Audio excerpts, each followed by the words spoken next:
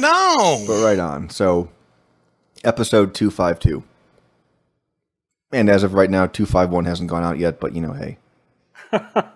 Hey, life's a bitch, man. No, it's done. You didn't listen to it. No, I know you already sent it to us. I know I did. Yeah, I got your email, and every time I would go to respond to it, I got distracted. Yeah. I get distracted easily by shiny things. I was just going to say something shiny came by and he got distracted. No worries, but soon, before 252 goes out, 251 will go out. But for 252 now, you have me, Chad, Ivan. Say hi, Ivan. Hi, Ivan. And Keith. Greetings. So, tell me you guys got something. I have nothing for 252. Go. We've been playing a lot of Titan Quest. I've noticed that. Again. We've been having fun with it. I mean, I'm not sure what else to say with that one. We've been enjoying it and been playing that a lot. We played some Left 4 Dead 2 with Bob the other night. Bob actually got internet. Yes. And apparently now in Left 4 Dead 2, you can play all the Left 4 Dead 1 campaigns with, the new monsters and that kind of deal. With the new characters? With whatever their faces are?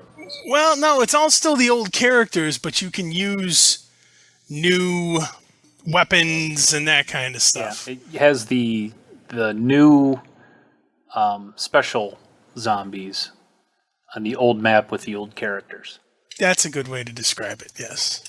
So, there's acid spitters and jockeys and the new weapons, but it's still the same stuff. It just has the extra content in it. So if you own Left 4 Dead 2, it doesn't seem like there's really any reason. There's no reason why anyone would ever go out and buy Left 4 Dead 1 anymore. We tried League of Legends. Was it Dominion? Yes. Not so fun. Ivan and I do not like it, but I know Fred and Lano and a couple other people are loving life with it. Now the whole thing is it's kind of like a domination where you have to capture and hold points. And so there's these 5 points around the map, and you have your characters. You start out at level 3 instead of at level 1, and you basically run around and try to capture said points. Now, my beef with it is it seems there's a whole lot of, okay, now it's time to avoid the other guy. You know what I mean? The whole time it was like someone's coming and you would just run away and go to the next one. Did that sentence even make sense? Yeah. What happened a couple of times is, so the whole point is you got 5 points and you have to capture each point, and then whoever captures the points the longest essentially wins. So you lose points as you lose points as for periods of time where you don't control these points. So what would wind up happening is somebody would rush to a point and take it, rush to another point to take another one, and by the time he got to the second one, somebody else had gone to the first one that he was at, and they on the opposite team and captured it. So there's a lot of this kind of chasing people around in circles, capturing points, and then occasionally in between, somebody would either stop to defend a point or they would meet up with somebody in between. And it's not like regular League of Legends where you have some single fights here and there until mid to late in the game where it's mostly team fights. It was like, oh, look, there's 2 guys. I'm not going to fight 2 guys by myself, so I'm just going to run away and go capture a point.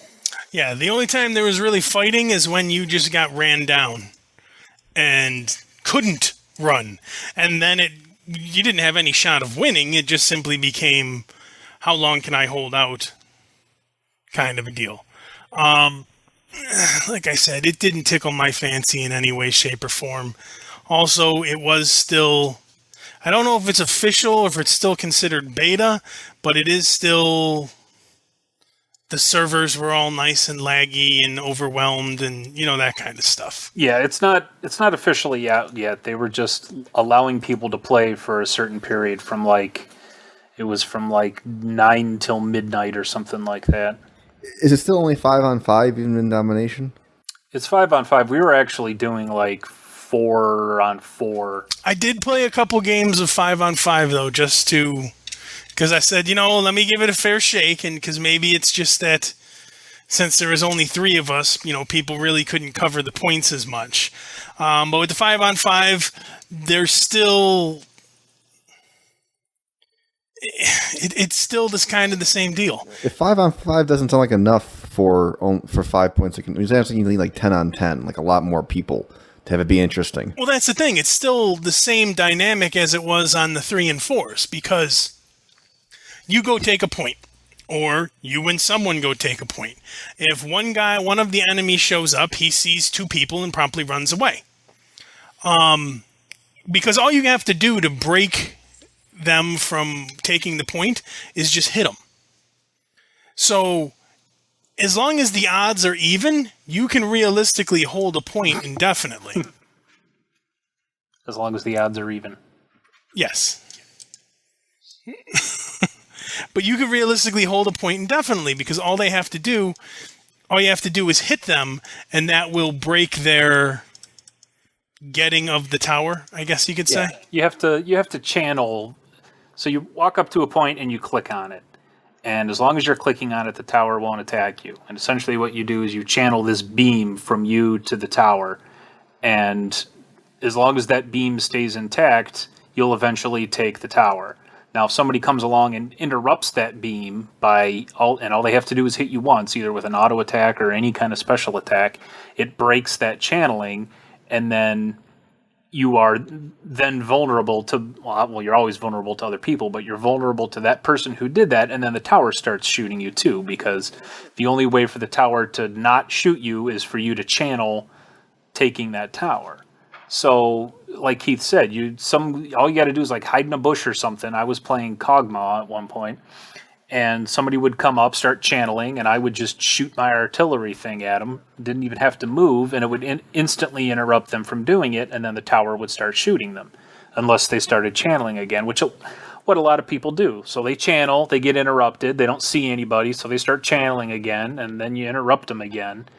And then as long as like somebody else comes along to kind of support you defending that tower, that person doesn't have a prayer of actually doing anything. They really don't have a prayer of doing anything as long as it's even odds. As soon as you get a 2 verse 1 or a 3 verse 1 or a 3 verse 2, that's really the only time you can take it from somebody.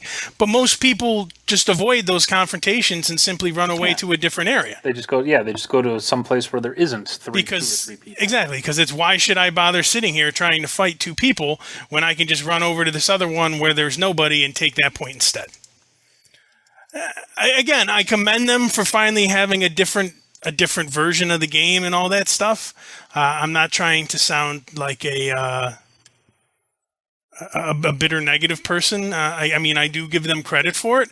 It just isn't my cup of tea, because to me it's a whole lot of just running away from the other team. I'd rather play the regular game, personally.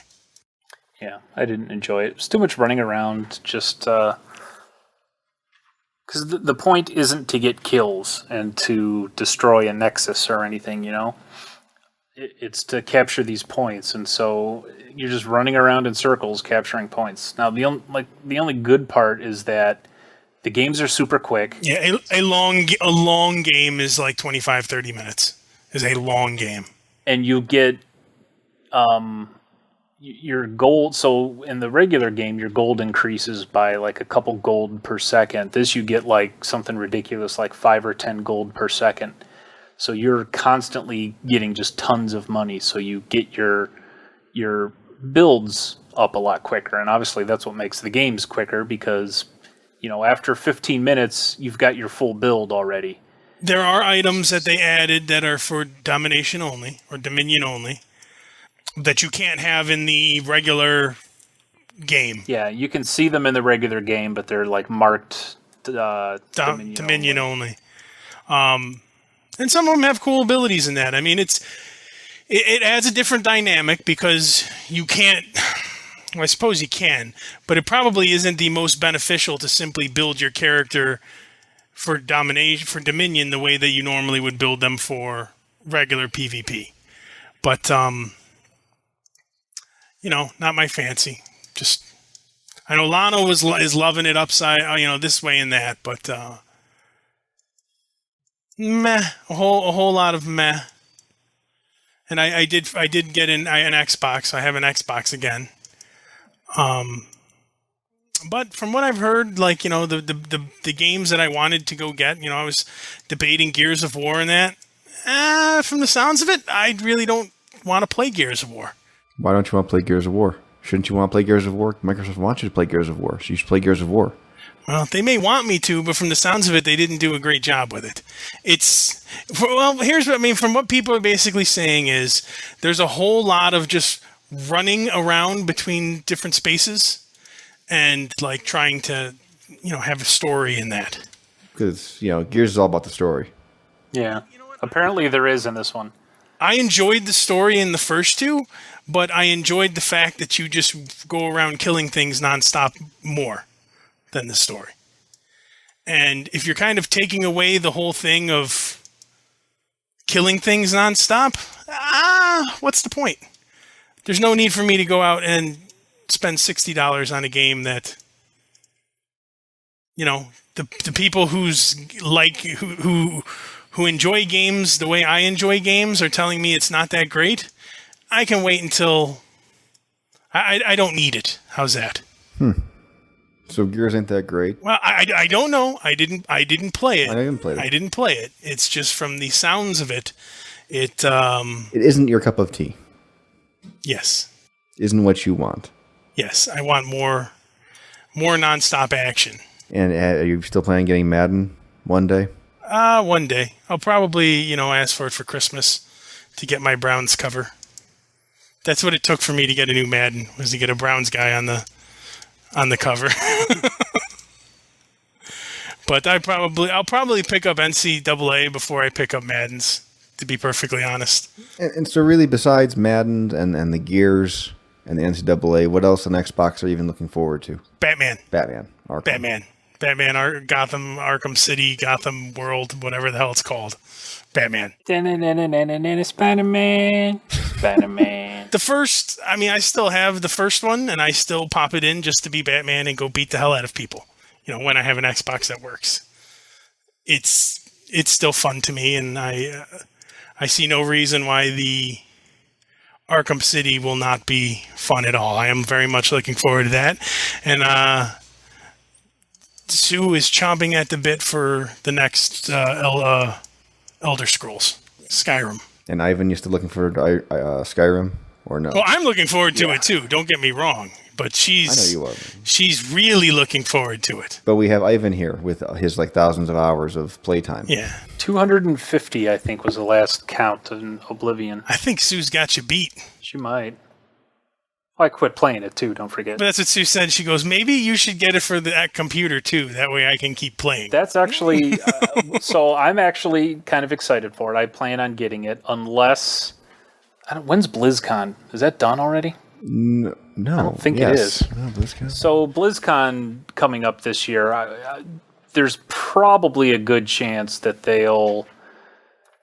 Blizzard never announces when games are coming out. They never set a date. But by the time BlizzCon comes around, they'll probably have a pretty good idea. Yeah, I thought they already said it was 2012 for Diablo. Yeah, they had planned on it, but Blizzard, they could say 2012 at the beginning of the year, and then they'll get to November and say it's not ready yet. We're shooting for first quarter 2013 or 2013. God, that sounds so futury. 2013. Yeah, but I thought for sure they said they were ready for 2012, early 2012. But yeah, BlizzCon's the 21st of October. Okay.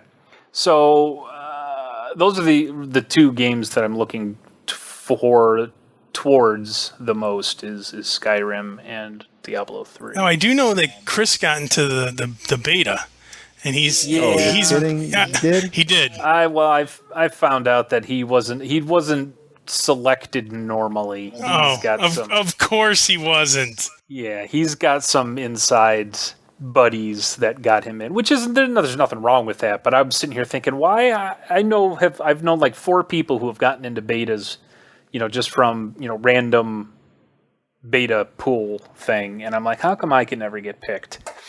And And so it makes me feel a little bit better that he only got in because he knows somebody. You know what I mean? Because it makes it's less fair for me, but it means that You still have a shot. I just didn't lose the lottery. He knows somebody, which is cool. I was trying to see if he was around this afternoon to yap about it because there's no DNA. Yeah, that's the thing is they said if you get in, you can whatever you play, see, or hear, you can talk about because it is completely open. So there's no non-disclosure. I was gonna say there's like tons of people out there having streams up of Diablo 3. My understanding is that you're not actually playing the game in beta form. You're playing a beta version. Well, it's not even a beta version of the final product. It is, like after the beta's over, you'll never be able to play this section again. So there may be certain things and aspects that are similar, but you're not playing the first part of the actual game when it ships. How most betas are. This isn't the case, which is nice because that's what I said to Chris, because we know Chris has the attention span of a gnat. So I told him, I said, look, dude, yes, it's cool and all that you got into the beta, but what's going to end up happening is by the time the game comes out and we all start playing, you're going to be like, yeah, I've been here, done that, I don't feel like playing this no more, and move on.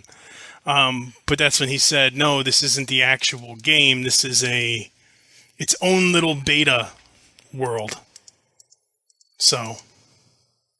But from what he was saying, they, obviously with the skill, they don't have skill trees per se. It's you have so many slots, and then when you level up, you put whatever skill you want into that slot, and then that's like your active skill. And then you can, from what I read in that PC Gamer that I have, that the Caitlyn skin one, there's an article on Diablo 3 in there. You can switch stuff out. So like when you hit level 5, you have access to, say, 3 skills, and you put skill number 1 in your first slot, and that's all you have, and you're using that skill. But if for some reason, say you've got a plus damage to undead and a plus damage to like beastmen, and you're in the village of beastmen, you can slot in that spell that does more damage to beastmen. But then when you go to some underground crypt and you're fighting all undead, you can like swap out that one for a different skill. You know what I mean? It's more level based than it is tree based. So there's not going to be any kind of, like in Diablo 2 or in Titan Quest, there's no like respecking, because you get to a certain level and you have these certain number of spells available and you have a limited number of slots with which to put spells.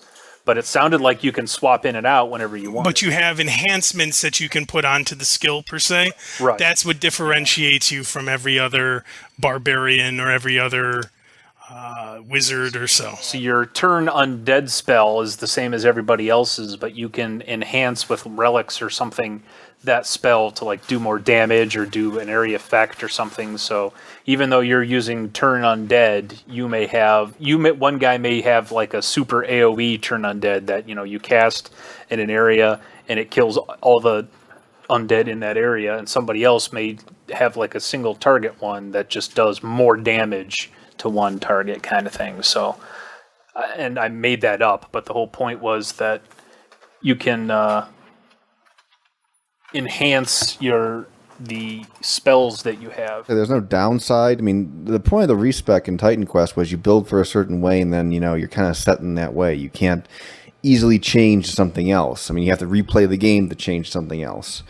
There's no cost associated with just swapping out spells. Don't know. I think that he said something that it's done when you level, or you have to go to a little guy. Okay. Now, I'm assuming if you have to go to a guy to do it, there is going to be some kind of gold cost, I would imagine. Okay, yeah. And I mean, because if you look at pretty much every single game that's out there, any kind of respec has all right, it's 1 gold this time, but next time it's 5, and then it's going to be 10, and then it's going to be 20. So I can only assume that this is the same, but I have no actual... Yeah. That's what I expect is some cost. I mean, otherwise it'd be really, it would seem kind of lame if you just swap out whatever you want. But I think you can swap out whatever you want when you level. But obviously there will be a cap at which time they would still have to have some way to switch it out. Yeah, and the article I read said that it's still like really loot based, which is what Diablo was always about. Titan Quest to some extent too is it's not going to be like World of Warcraft where you get one item and it's the same item no matter who gets it kind of thing. You know, you may get a random drop. So if we're talking bows, in World of Warcraft, there's one bow that is like, well, there's two. There's like a PvP and a PvE bow. And there's one bow that is best in slot for, doesn't matter who you are or what kind of spec you are, there's one bow that is the best bow. One bow to rule them all. And, you know, people who've played Diablo or Titan Quest, you know that, you know, there's lots of bows, and maybe one gives you more attack speed than another, or movement speed, you know, whatever you're going for, you can find the niche. You can find your cup of tea. Yeah, so my understanding is Diablo 3 is going to be similar, you know, it's still loot-based, so you're still going to be, there still may be one item that you're looking to get, but that's not necessarily the same one. Two demon hunters may not be after the same item. So it's good that they kept that. Because, I mean, that was always the fun thing, you know, doing bail runs. Finding that the last piece of your set, or that sweet bow, in your case. I'm very much looking forward to that. That's honestly probably why I've been digging Titan Quest so much, is it's been sating my Diablo 3 urges. I was thinking about that today. I was driving, and I'm thinking, maybe I go home and I install Diablo 2 and give that a go. And then I thought, I don't know if I want to get into all that again. Not that it's a bad game. I actually already did that. Did you? I thought about it. You know, the good thing too is if you register, even if you have the CD, you can register with Blizzard. Yeah, and BattleNet, then you can download a digital copy, and then you don't have to worry about having the disc and all that other crap. Maybe I'll actually do that. It's still very fun. It is. It's still very fun. I forgot about because we played it so long without, I forgot about all the synergies and everything. Still very, very fun game. The graphics are dated. They are dated. Are 15 years old. It's pixely. Yeah. But it is still fun. It is. I have that installed on the old PC. That was the thing with Titan Quest. Is Titan Quest came out in like 06, yeah, I think. 06. Mm-hmm. So, you know, we're pushing 5-6 years old, and it still looks pretty good for the kind of game that it is. I mean, it could be better, but you're not playing Titan Quest going, this looks like crap. Wow, I mean, the gameplay is good, but this looks awful. Kind of like what. Yeah, Diablo, you actively go, wow, this looks pretty bad. 10+ years old. But yeah, Titan Quest still looks pretty decent. You know, and it's the little things too. There's like these fields of wheat that like boars and stuff run through, and when you run through the wheat, you know, the wheat like moves out of your way, and it sways as you're running through it or you're shooting through it, and it just looks cool. And it still holds up, and the gameplay certainly holds up. I mean, Keith and I have probably put 15 hours or more into playing in the past week. What was it, Friday or Saturday? One of the days we played a solid, like, probably 6 or 7 hours. Oh, yeah. I think it was Saturday. We played, like, all day long. We both hopped on sometime in the afternoon, and we played until Bob showed up at, like, midnight or so. Game still, it holds up though, man. It's one of those games that does hold up, and I was laughing because a couple of the guys that we met through League of Legends, like Senyata and that, have never played the game before, so they got it and they're playing it for the first time. And like Fred has actually never played either. He had it for a long time, and he said, "Oh look, it says I've played this for 1 hour." So he's got one guy. He's like a level 25 guy, but all of this stuff he's never seen before. It's completely new to him. Whereas Keith is like, all right, we need to go over here because there's a side quest. There's a guy hiding in a bush over here off the beaten path that has a side quest. And we're all, I have done it, but I just don't remember. And everyone else is like, oh, okay, cool. Well, because everybody just starts going, and it's like, hang on. There's a side quest over here. Got to get all the quests, even if we don't explore all the map. And I was thinking that... I remember, so our group has always had like the one game that we play, and we talk about it for months, whether it's World of Warcraft or Left 4 Dead, we talked about for the longest time. And I remember there was a time, probably 3 or 4 years ago, where we were all playing Titan Quest, and every episode was Titan Quest. and we were the Titan Quest podcast for a very long time. It is. It's like I said. It's still very fun. It still pulls you in, and there are enough combinations of classes where I'm playing classes that I have not played that combination of class before. So like I said, it's one of those games I can safely say, especially with the group we've been playing with of late. If you have not played it, it's worth the $20 to get. Yeah, I saw you guys playing it the other night, and I was like, I don't have it on Steam. Maybe I should buy it.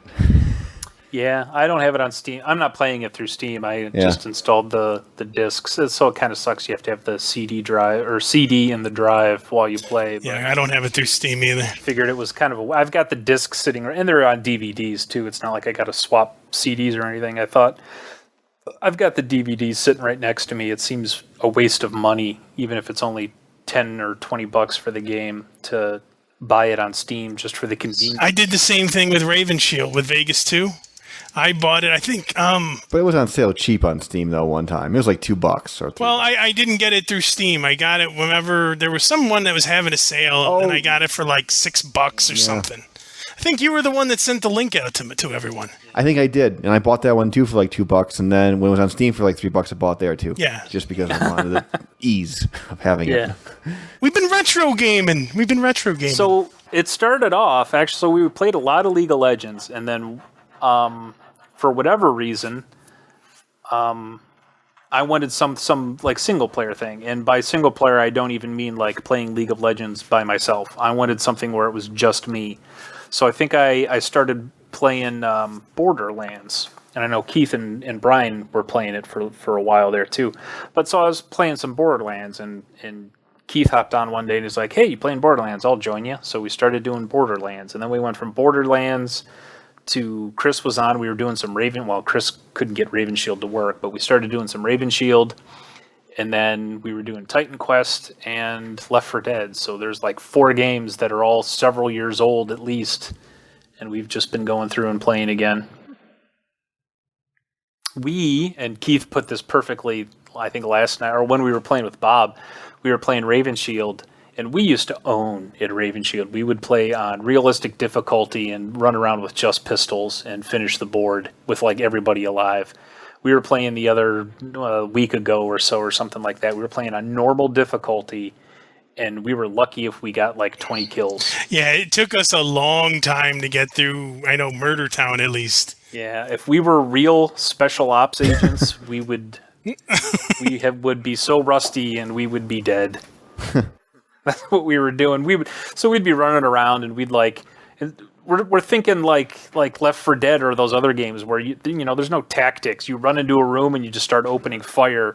So we would turn around, turn a corner, and just start. Doesn't shooting, work so good. good. A guy coming up behind it, and then we're running around going, "Yay, we're special ops! Look at us go!" Or we would run into a building or a room, and we just start lobbing grenades and firing, and we're like, yeah, we're special ops. 'Cause, that's what special ops do. They don't sneak around. They just walk into a room and start lobbing grenades. Not only that, we still have our fabulous aim where you throw the grenade and it bounces off the top of the door frame and rolls back at you, and everyone just scatters.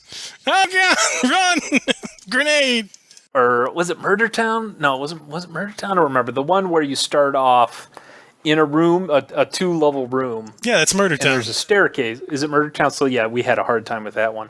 I must have died 15 times the exact same way because I would run up the stairs, and as soon as you go up the stairs, there's either somebody right around the corner, or if they're not there, there's several guys in the next room.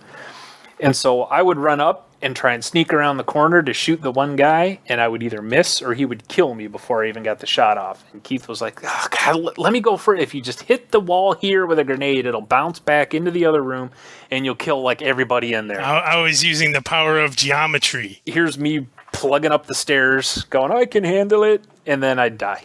So, yay for special ops. You guys make me want to go play these games again. If they have them accessible, they're worth it. Go Steam. I have them all but Titan Quest. I should get Titan Quest. Titan Quest is still a lot of fun. We've been going through, and so I found all my old guys. I usually make backups of things. Oh damn! When I upgrade computers, when I upgrade computers and stuff. So I have a hard drive plugged into a USB adapter thing. So I've got, my old hard drive on a USB drive thing. And I thought, you know what, let me go back and look. And so I've got a folder that's marked like PC backup 9/14/2007 or something like that. And I looked through there, and I had all of my old guys. And most of them didn't really matter. They were like level 15, 20 guys or something like that. But I had my one archer dude who was like level 35 at the time or something like that, and had all of my good gear. And I was like, sweet, I still have this guy. So I loaded him up and looked and, had all this cool stuff. And so I was playing him a little bit. And I went through and apparently I had never finished the game. If I loaded him up in normal mode, because the game always loads at the last rebirth shrine that you hit. A rebirth shrine is like a save point. I was at the very last rebirth shrine available in the game, which is probably 5 minutes fighting through some random monsters to Hades, who is the final boss in Immortal Throne. And that's where I was. So apparently I had gotten to that point, and I had so you have to kill all these little mini bosses and get 4 keys in order to get to Hades. I had all 4 keys in my inventory. So I had everything done except actually killing Hades. I still had that quest. So I logged in one day and tried a couple times and failed, and then Keith logged on. He's like, hey, what you doing? And I'm like, I found my old guy here, and apparently I'd never killed Hades. So he got on his level 40-something dude with like 3,000 DPS, and he helped me get to Hades, and then just, hit him 4 times and Hades was dead. But so it's fun if you can find your old, even if you have to start from scratch. So we did that too. We were like, let's start some new guys. I've always wanted to make a spear and shield guy, so I did that, and Keith made a new guy. And we have 2 new guys. One that is like, I don't touch because he's there for Fred, like for Fred's character. And then we have 2 guys that just him and I have been running around with, in addition to the Fred characters. So even if you have to buy it and you don't have your old guys or anything, and you have to start from scratch, that's cool for you because you'll have a good time. But if you log on and we're on and you're like, well, I don't have any guys, I'd have to start over, we'd be like, okay, we'll make new guys, because that's part of the fun with Titan Quest, is just starting a new build that you've never played before. It's still fun. It gets a little old doing the same quests over and over, but the leveling up a new build that you've never done before is still playing with the skills. Like, oh, look at me! Look what I can do! I can run all the way across the screen and jump up in the air and stab them. And like I said, even Vegas was a lot of fun. All the old games, we had a lot of fun. What's still absolutely hysterical is when playing Left 4 Dead and someone's limping their way to the safe house and there's a horde of zombies right behind them. Slam the door on them right before they get there, and then it's still funny. Like, not just haha, it's still laugh out loud. My wife is saying, please be quiet, I'm trying to sleep. Funny. And it's still fun if there's 3 of us and one of the guys is computer controlled. It's still fun to leave him to be eaten by zombies. We used that as a tactic multiple times. All right, we died a couple times trying to do this. Shoot him in the leg. Okay, now while he's down and the zombies are eating him, let's go. But still fun.